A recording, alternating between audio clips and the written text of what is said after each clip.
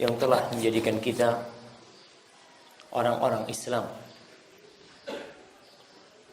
Walaupun banyak di antara hamba-hamba Allah yang kurang mensyukuri nikmat Islam itu sendiri.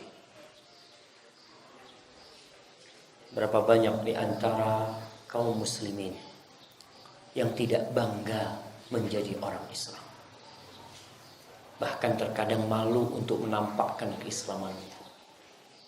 Dan tidak sedikit pula yang mereka memberikan wala dan baroknya kepada orang-orang yang alal habibil mustafa wan nabiyil mujtaba sayyidina wa maulana Muhammadin wa ala alihi wa ashabihi ajma'in. Amma ba'd. Semoga salawat, salam, berkah dan nikmat senantiasa Allah curahkan kepada kekasihnya, baginda Nabi kita Muhammad, dan untuk keluarga beliau dan para sahabat Nabi semuanya. Amma ba'd. Ahibbati fillah, khususnya mereka yang sedang beriktikaf di Masjid Ar-Rahmah. Semoga Allah menerima semua amal kebajikan yang dilakukan. Orang yang iktikaf tidak hanya mengaji. Orang yang iktikaf juga berdoa. Orang yang iktikaf tidak hanya berdoa, dia juga berzikir dan bertafakur. Orang yang iktikaf tidak hanya sholat, tapi orang yang iktikaf perlu berbenah diri. Dan sebagaimana telah disampaikan, kalau di kampus STD Imam Syafi'i ketika iktikaf akan ada kajian-kajian. InsyaAllah kajian ba'da subuh kita akan membahas kitab. Sebenarnya yang akan kita bahas adalah Kitabullah Tabaraka wa Ta'ala. Kita akan membahas 89 ayat yang berkaitan dengan panggilan Allah kepada orang-orang yang beriman.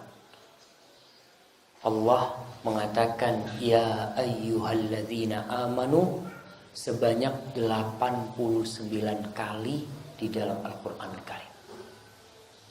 Maka insyaallah ana akan berusaha untuk menyelesaikan 89 ayat ini tidak hanya di kajian ba'da subuh. Mungkin ba'da zuhur ana juga akan menyampaikan satu ayat, ba'da asar juga satu ayat. Kalau 89 dibagi 7 hari ya. Berarti satu hari berapa? 12. Iya. Kira-kira. Jadi kalau pagi ini 2, nanti siang 2. Ana berusaha untuk ringkaslah supaya paling tidak antum yang membaca Al-Qur'anul Karim. Mungkin sebagian mengatakan, Ustaz, katanya Hasan Al-Basri bulan Ramadan itu innama huwa qiraatul Qur'an wa it'amut ta'am. Bulan Ramadan itu bulan baca Quran dan bulannya ngasih makan orang. Iya. Tapi qiraatul Quran sendiri itu sebenarnya sumber ilmu. Mereka yang membaca faham dengan makna dan artinya. Sedangkan kita yang membaca kadangkala hanya kejar hatam. Dan alhamdulillah itu sebuah kemuliaan. Tatkala antum bisa hatam di bulan Ramadan, apalagi di 10 hari terakhir ya. Seperti Qatadah ibn Da'am as-Sadusi, ketika dia di luar bulan Ramadan, dia menghatamkan 7 malam sekali. Ketika masuk bulan Ramadan, beliau menghatamkan 3 malam sekali. Ketika masuk 10 hari terakhir, dia menghatamkan tiap malam. Kita kadangkala jamaah mau Ramadan 10 kali hatam. Itu kalau kata orang Madura eje kaje. Kalau Kita ini baca Quran ya. Ana nggak ngomong antum, ana lah. Ana kalau baca Quran itu kadang-kala kok nggak nyampe satu juz ya. Kita lihat itu dibuka-buka, masih jauh ternyata. Nah, tapi mereka ulama-ulama terdahulu baca, tahu-tahu hatam. Karena mereka udah terbiasa membaca. Kalau kita kan sedang kejar target. Kalau mereka udah jadi kebiasaan mereka. Maka yang mereka membaca dan memahami apa yang mereka baca. Sebagian ulama, Imam Malik kalau masuk bulan Ramadan ditutup kitab hadisnya. Beliau sibuk baca Quran dan beliau faham dengan Quran Karim. Dan ada sebagian ulama yang mengumpulkan orang-orang untuk membaca Quran bersama. Dan membaca Quran secara bersama itu termasuk sunnah. Apa dalilnya? Hadis Abu Hurairah, "Wa majtama'a qaumun fi baitin min buyutillah yatluna kitab Allah wa yatadarasunahu fima bainahum illa nazalat alaihi rahmah illa nazalat alaihi sakinah."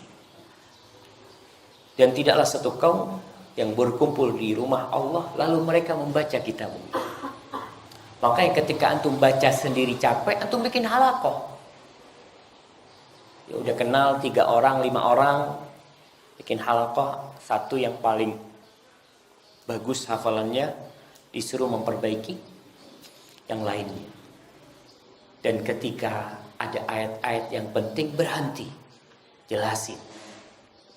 Rasulullah SAW kalau baca Quran bahkan ketika sholat, tatkala melewatin ayat tentang rahmat, beliau minta rahmat Allah. Ketika melewatin ayat tentang azab, beliau berlindung dari azab Allah. Ketika melewatin ayat tentang tasbih, beliau bertasbih. Kita kan kadang-kadang enggak, lewat aja. Yang penting hatam. Maka usahakan terus terang. Mungkin baca sendiri antum ngantuk. Tapi kalau bacanya bareng-bareng, ada satu yang menyimak, yang lain menyimak, memperbaiki. Dan ana melihat subhanallah di Masjid Al-Haram dan Masjid Nabawi itu ada halaqah hampir di setiap tiang. Habis sholat itu ada ustadznya duduk, kemudian dia ngatur kursi yang buat Quran itu. Kalau ada orang lewat, fadhal. Siapa aja yang mau duduk baca. Dan kayaknya anak harap mahasiswa ada yang iktikaf. Ada Ustaz di sebelah iktikafnya. Nah, siapa mahasiswa yang nggak pulang? Angkat tangan. Yang nggak pulang angkat tangan. 1, 2, 3. Masa cuma 3? Nah, Ashraf, anta Ja'far, safir. Dia mau safar. Baik. Anta la tusafir. Ba'din, ba'da dhuhr. Mata? Ba'da isya. Allah ya'in. Baik, yang enggak safar paling tidak duduk. Umpamanya di tiang itu antum pasang, ambil Quran, taruh. Ketika jamaah yang dari tempat lain mau ngaji, fadhal, ngaji sama dia. Kita ini tidak perlu disuruh jamaah untuk meraih pahala itu. Karena urusannya ini sama Allah. Bukan urusannya sama panitia iktikaf. Itu tidak masuk dalam program panitia iktikaf. Tapi bisa antum masukkan dalam program antum untuk masuk surga Allah SWT.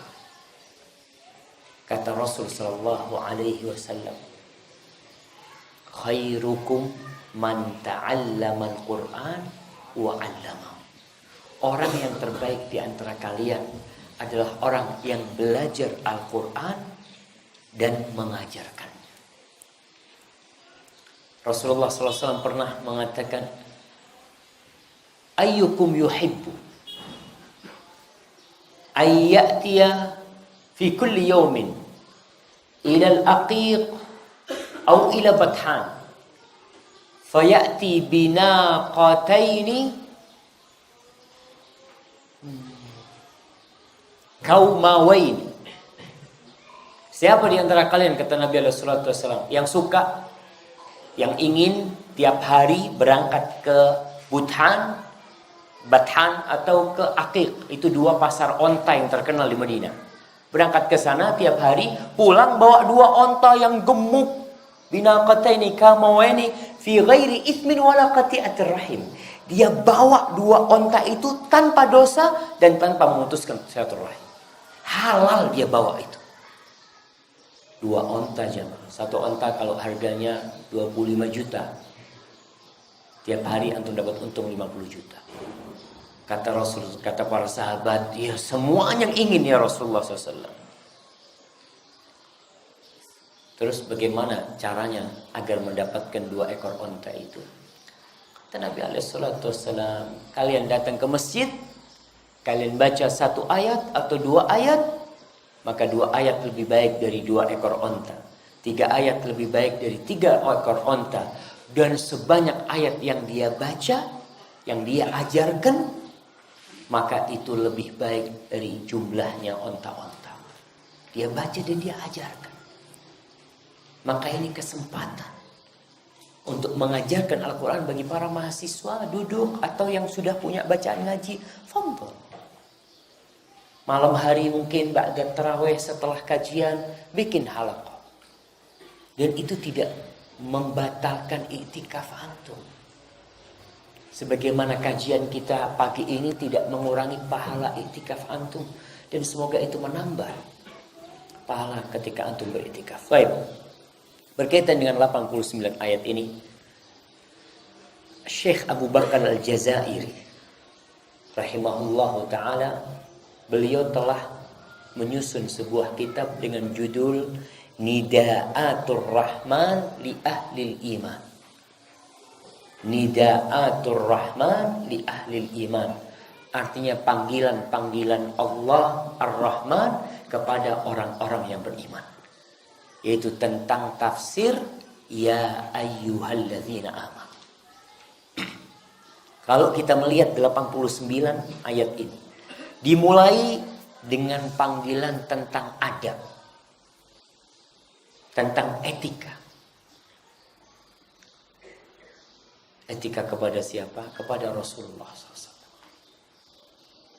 Karena jamaah umat Islam di akhir masa sekarang ini banyak yang lupa dengan adab kepada Rasulullah SAW. Kadangkala ayat-ayat atau hadis-hadis Nabi diremehkan oleh mereka. Jadi dimulai dengan adab dan diakhiri dengan taubat.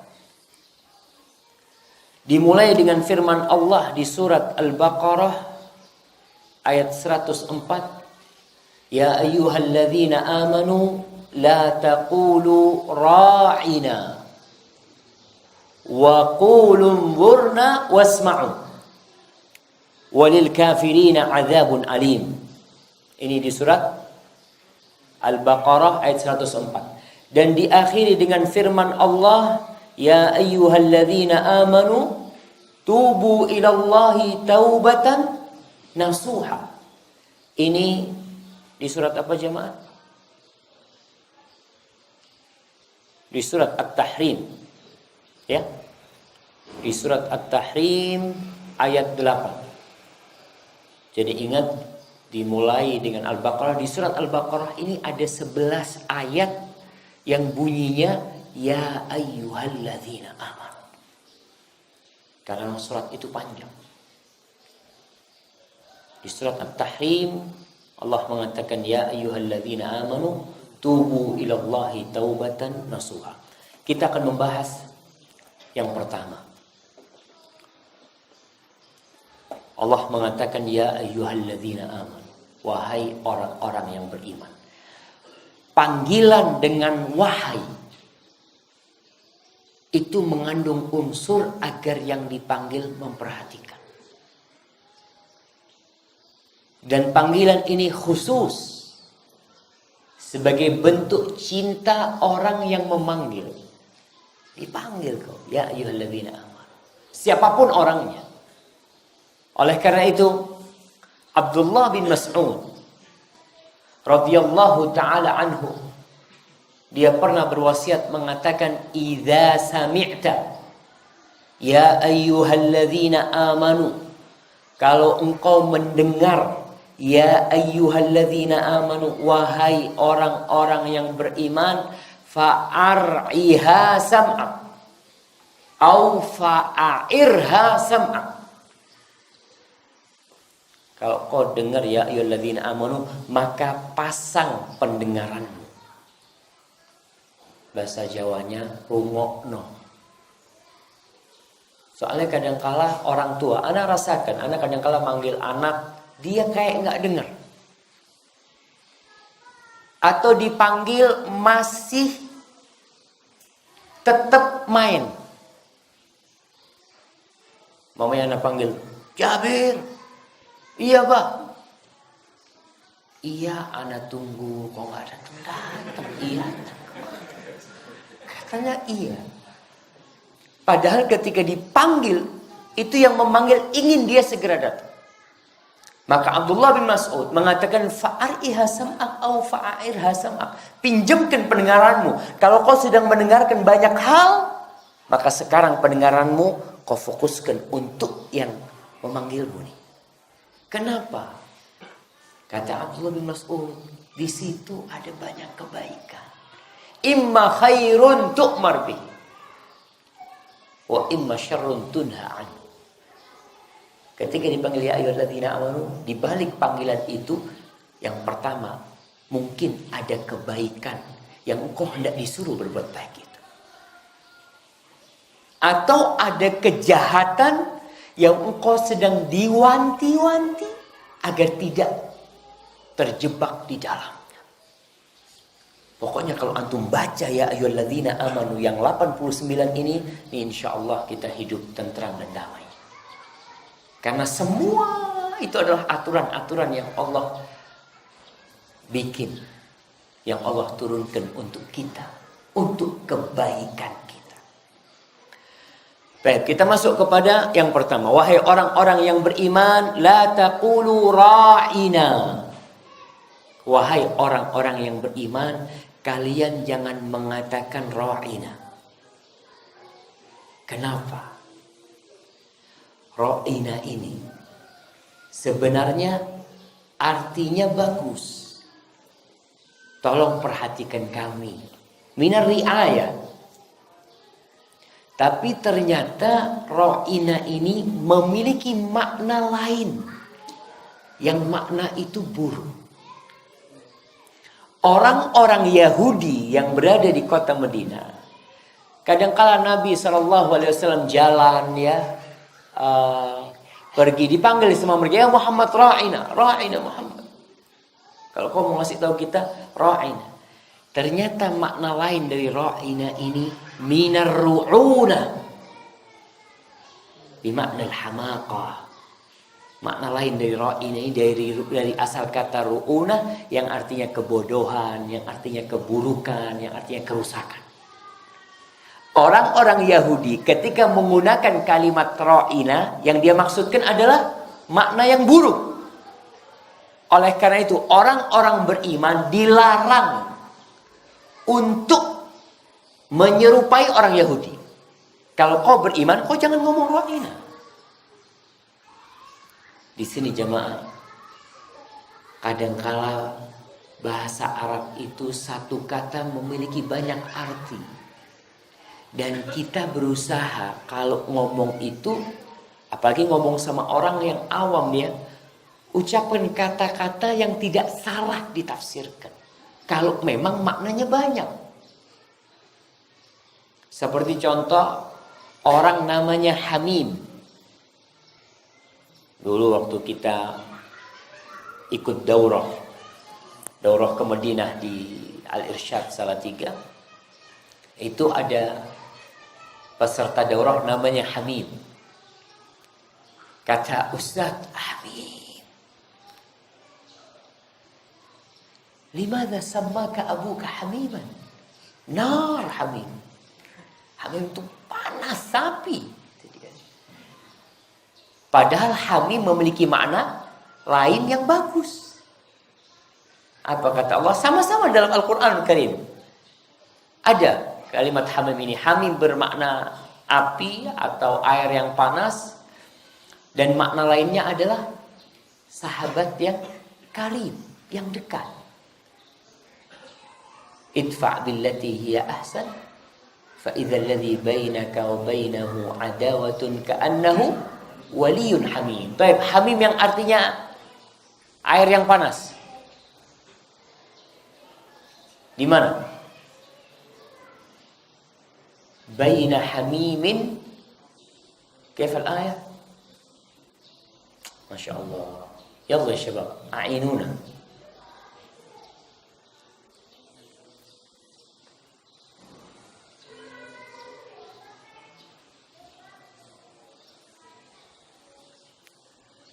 Nah, jadi kalimat hamim ini di Al-Quran disebutkan 19 kali. Ana bukan hafal jemaah, ana ngeliat ini. Jadi, oh Ustaz, Masya Allah. Udah ada Ustaznya nyontek ini. Nah, yang di surat surat Yunus, surat Yunus. Ayat 4 Allah katakan syarabun min hamim. Minuman dari hamim. Minuman yang panas dari api neraka. Wa adzabun alim. Ini artinya buruk. Tapi tadi artinya hamim yang lainnya bermakna teman yang dekat, sahabat yang karib. Makanya kadang-kala kita kalau ngasih nama anak juga, lihat. Ketika multi makna, kesian anak itu. Dia diledekin sama sohib-sohibnya nanti. Kau tahu, hamim itu api neraka, panas. Dia datang ke bapaknya, Pak, bapak gimana ngasih nama anak? Kata dia. Kata temen nih ayat Qur'annya nih, dibacakan ke bapaknya. Bapaknya baca, oh iya nak ya. Gimana nak? Kata dia. Bapaknya ngasih nama karena ada ustadz namanya Hamim. Dia tanpa tahu arti. Banyak anak kadang-kadang tanya sama mahasiswa di kelas, namanya kamu apa artinya? Wallahu a'lam. Padahal mahasiswa udah sekolah nggak tahu sama makna arti namanya jemaah. Dan kembali kepada ayat ini. Ra'ina adalah kalimat yang memiliki multi makna, tapi satu maknanya buruk. Maka dilarang umat Islam untuk menggunakan kata-kata itu kepada Rasulullah sallallahu alaihi wasallam. Wa qulun dzurna. Tapi katakanlah unzurna. Unzurna itu artinya tunggu kami, nanti kami ya Rasulullah. Ketika dia hendak bertanya kepada Nabi, hendak meminta ilmu kepada Rasul sallallahu alaihi wasallam, dan Nabi lagi jalan umpamanya, maka hendaklah orang ini tidak mengatakan ra'ina, tapi mengatakan unzurna, tunggu Nabi. Atau Nabi sedang menjelaskan sesuatu, menurut para sahabat terlalu cepat, mereka nggak faham, maka mereka unzurna wasma'u, dan dengarkan. Jangan kayak orang-orang Yahudi yang mengatakan sami'na wa asaina. Enggak, kalian dengarkan. Dengarkan lalu apa? Sami'na wa ata'na. Di sini para ulama menjelaskan, ulama tafsir, ketika Allah berfirman wasma'u, di sini perintah agar orang yang mendengarkan tausiah itu memperhatikan, mendengarkan. Kadangkala ana heran, ada orang tanya Ustaz. Nah, akhirnya Ustaznya jelaskan. Tahu-tahu dia sama sahibnya bisik-bisik. Ana ngamuk loh. Ini dia yang tanya. Tahu-tahu dia bisik-bisik sama sahibnya. Lalu kita jelaskan sama siapa? Kadang-kadang dia itu ada sesuatu yang meragukan. Dan ini yang menyebabkan kenapa banyak orang bertanya kepada Ustadz, lalu dia membantah Ustadz. Karena ketika dia mendengarkan Ustadz itu, dia sudah punya jawaban. Maka dia tidak fokus mendengarkan Ustadz. Pernah ana melihat Zakir Naik ketika dia debat dengan seorang. Disampaikan, lalu orang ini bantah. Kata, kau dengarkan dulu. Supaya kau faham. Akan ditanya sebenarnya, kau faham? Enggak faham. Ya dengarkan dulu. Setelah kau faham, baru kau tanya. Kalau memang ada sesuatu yang tidak kau fahami, maka Allah perintahkan wasma'u. Terus terang jamaah, banyak nasihat-nasihat itu tidak berguna karena ada orang yang mendengar tapi hatinya tidak hadir. Quran ini sudah turun berapa tahun yang lalu? Nah, berapa tahun yang lalu jamaah? Mana yang mau jawab? Jamaah 1400 lebih sedikit 1438 lebih jemaah 1451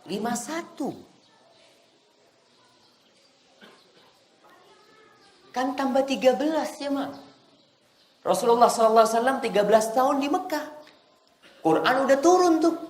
Nabi umur 40 tahun, berarti 38 tambah 13. Quran ini udah turun mulai 1451 tahun yang lalu. Tapi banyak orang-orang yang belum bisa mengambil hidayah dari sana. Gara-gara tidak mendengarkan dan hatinya kalau mendengarkan pun tidak hadir. Allah mengatakan, Inna fi dzalika la dzikra liman kana lahu qalbun au alqas sam'a wa huwa syahid. Tuh. Itu ada peringatan di Al-Qur'an tuh. Tapi buat siapa? Buat orang yang punya hati. Ustaz, semua punya hati. Nah, tapi ada hati yang tidak berguna. Sampai kata Allah, a'andzartahum am lam tunzirhum la yu'minun. Ada gunanya itu. Hatinya udah tertutup. Tapi orang yang punya hati yang masih terbuka, itu ada peringatan di situ. Au al-qasam, dan pendengarannya difokuskan. Wa huwa syahid, dan dia hadir dengan hatinya. Pendengarannya dia fokuskan dan dia hadir dengan hatinya. Insya Allah ini dapat manfaat. Maka dengarkan. Dan ketika Rasul SAW membaca Al-Quranul Karim, Jibril sedang membacakan wahyu Allah kepada Nabi. Nabi itu berusaha untuk mengikuti. Apa kata Allah? Di surat Al-Qiyamah. Apa?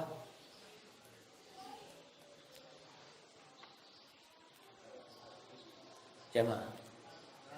La tuharrik bihi lisanaka lita'jala bih.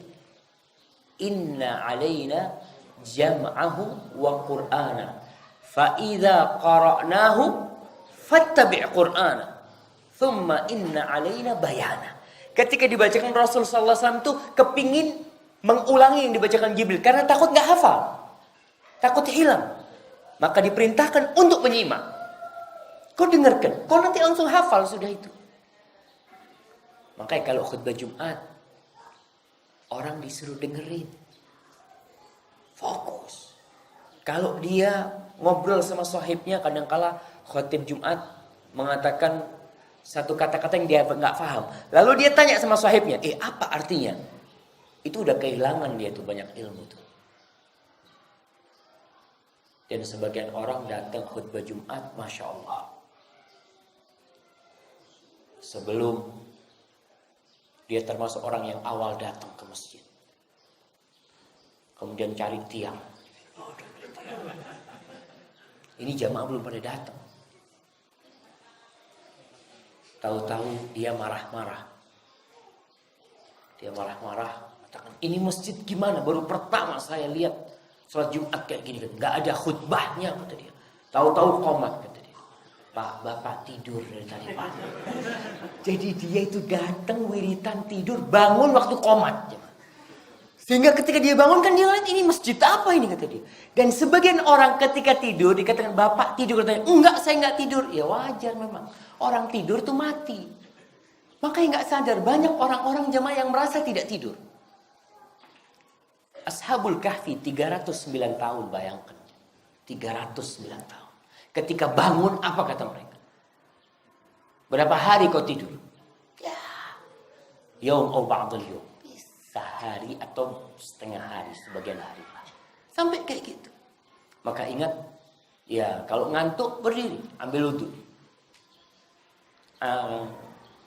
Ya wallahu a'lam ya. Anda lihat subuh ini pada nggak ngantuk, Masya Allah. Biasanya sudah ada yang tepar-tepar ya. Alhamdulillah jemaah. Baik, maka dengarkan. Walil kafirina azabun alim, dan bagi orang-orang kafir azab yang pedih. Artinya orang-orang yang tidak mau mengikuti.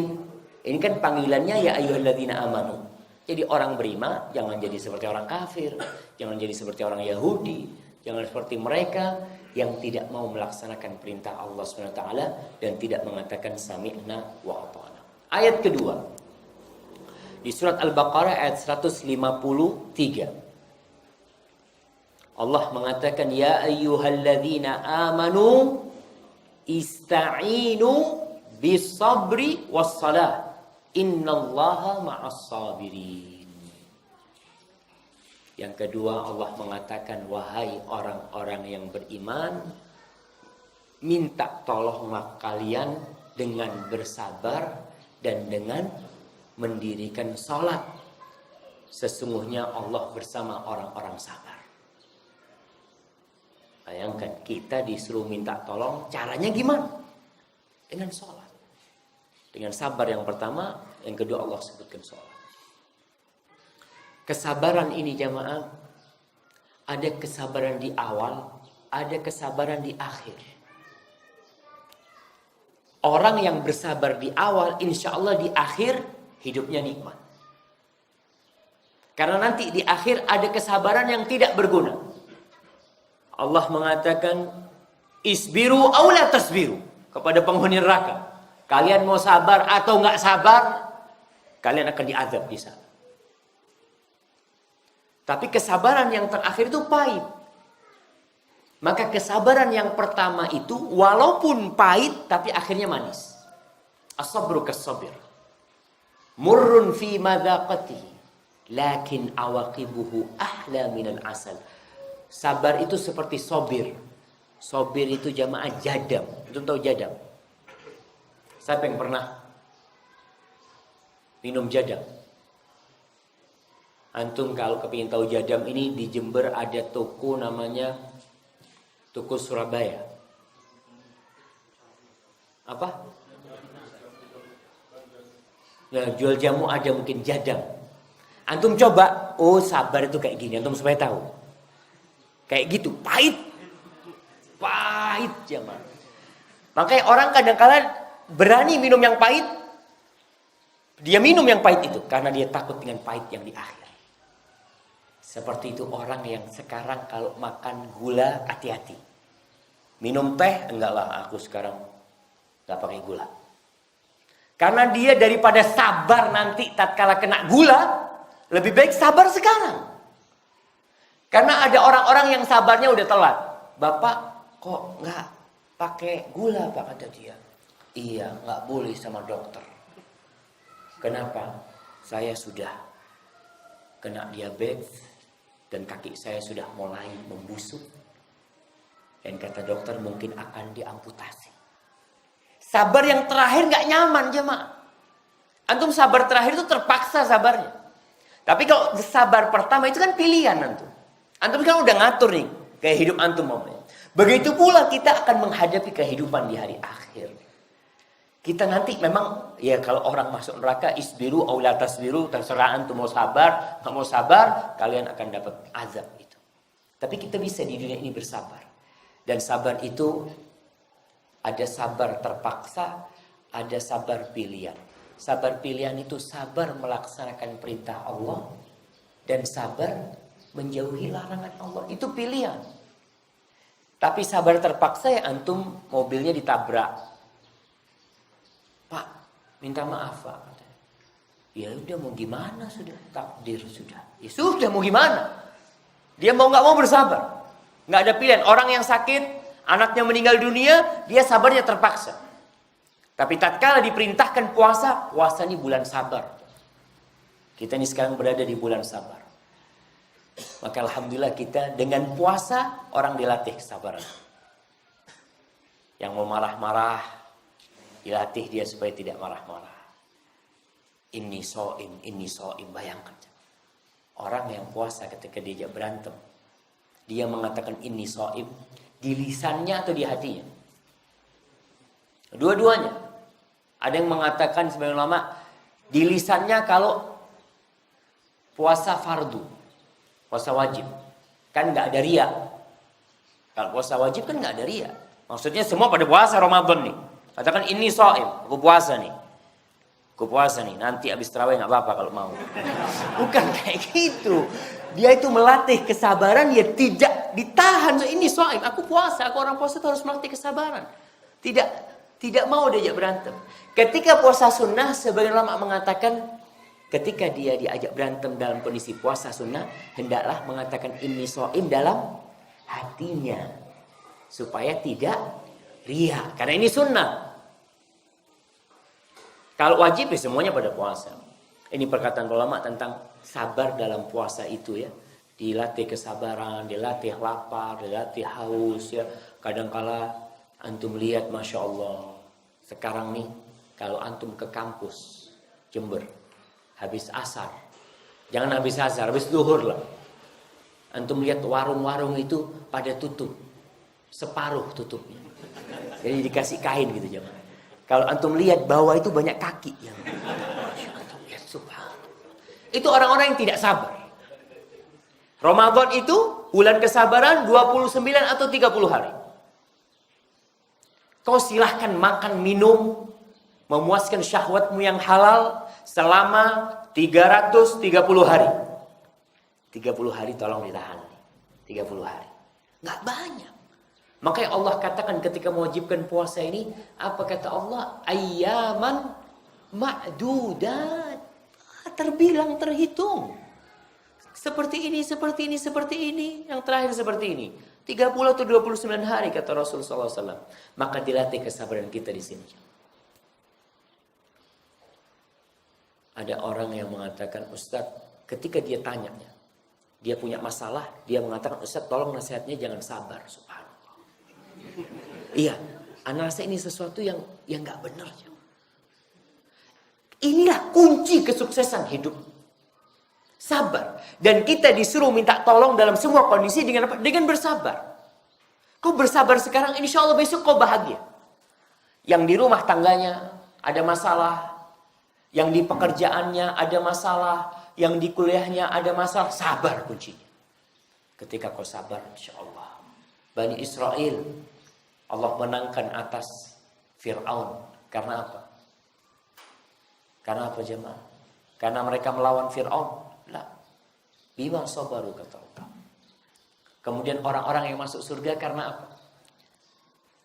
Apa kata Allah di surat Al-Insan? Fajazahum bima sabaru jannatan wa harira. Bima sabaru. Karena faktor kesabaran. Jadi kuncinya sabar. Ketika seorang wanita diceraikan oleh suaminya. Ini kejadian jemaah. Di Jakarta teman cerita. Dia curhat tentang temannya. Ustaz, ini Ustaz mau, anak ingat ketika itu mau Idul Fitri. Sepekan sebelum Idul Fitri, istrinya diceraikan. Ustaz. Itu istrinya Ustaz ambil pisau, dia potong. Alhamdulillah tidak sampai mati Ustaz. Kenapa? Karena nggak sabar dia. Seharusnya ketika itu, ya sudah. Ini takdirnya Allah nih. Buat aku kayak gini. Insya Allah aku kuat. Karena Allah tidak membebani kepada hambanya kecuali antum kuat. Allah itu tahu dengan ukuran keimanan kita. Makanya yubtalal mar'u ala qadri imanihi. Orang itu diuji sesuai dengan kadar keimanannya. Jadi tatkala antum dapat ujian, ana berarti kuat. Kenapa? Yang ngasih ini Allah, yang Allah tahu dengan imanku. Maka dalam kondisi kayak gitu kita akan menjalani kehidupan ini lebih nyaman lagi. Karena udahlah, mau apa lagi? Kalau memang harus diceraikan dan banyak sama kejadian-kejadian seperti itu. Istri yang tidak sabar dengan suaminya kemudian minta cerai, suami yang tidak sabar dengan istrinya kemudian menceraikan istrinya.